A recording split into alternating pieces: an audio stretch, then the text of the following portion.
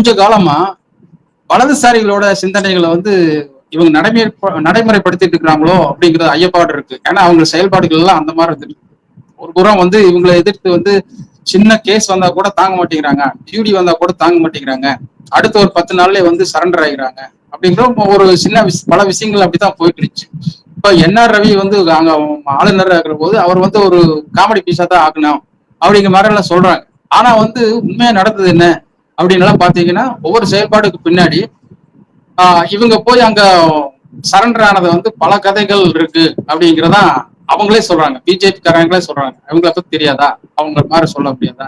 ஏன் எடப்பாடி பழனிசாமியே சொல்றாரு இவங்களோட தைரியம் எனக்குன்னு தெரியாதா? வெளிப்படையா இப்ப வந்து மக்கள் அதை சொல்றான். ஓ, எடப்பாடி சொன்னதுக்கு இவங்க சொன்னதுக்கு நிறைய உண்மையான அடிமை யாரு அப்படிங்கிற தெரியுது. இவங்க விழுந்தே விட்டானடா பிசிஎல் மண்ணோட்டவில்லை அப்படிங்கிற ரீதியில தான் 5 வருஷம் ஓடிச்சு அப்படிங்கிற இதைத்தான் பார்க்க முடியுதா? நம்ம பத்திரிகையாளரா பார்க்கும் போது அதை கண்கூட தான் பார்க்க முடியுது. பல விஷயங்கள் இதை நம்ம நிரூபிக்கலாம்.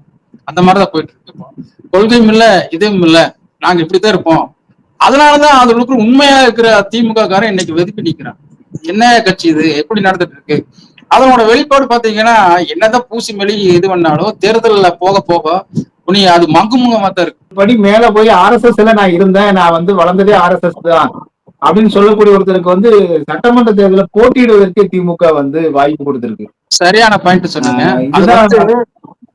அவரு பேசுறதுக்கு பேட்டி கொடுக்கறதுக்கு ஒரு 4 நாள் முன்னாடி வரைக்கும் அவர் பிஜேபி கூட இருந்தவர். செல்வகுமார் வந்து அப்ப பேட்டி கொடுக்குறாரு, நான் வந்து ஆர்எஸ்எஸ் வளர்க்கப்பட்டவன், ஆர்எஸ்எஸ் ஆல் அரசியல் கற்றவன், ஆர்எஸ்எஸ் ஆல் அரசியல் நெளிசுலுகளை பயின்றவன் அப்படின்ட்டு அவர் பேட்டி கொடுக்குறாரு.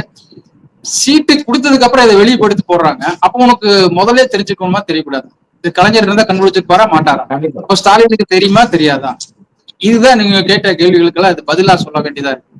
சோ வந்து இப்போ ஆர்எஸ்எஸ் காரன்லாம் உள்ள போந்துட்டான் திமுகக்குள்ள. எல்லாருமே நிறைய இருக்கிறான், இன்னைக்கு மட்டும் இல்ல. அதுல வந்து போன தடவை அமைச்சரா இருந்த பல ஆர்எஸ்எஸ் காரன் உள்ள இருந்தான். அரசாங்க அதிகாரிகளும் ஒவ்வொரு டிபார்ட்மெண்ட் 34 டிபார்ட்மெண்ட்ல 25 டிபார்ட்மெண்ட்டுக்கு மேல ஆர்எஸ்எஸ் காரன் தான் இருந்தான். வெளிநாட்டுக்கு கட்சி நடத்தினது அவங்கதான். அப்போ உங்களை ஆட்சி நடத்தினதும் அவங்கதான். இப்ப ஐடியா 5 லட்சம் கோடி கடன் வாங்குன்னு சொன்னதும் அவன் தான். இவர் கையெழுத்து போட்டதும் இவரு தான்.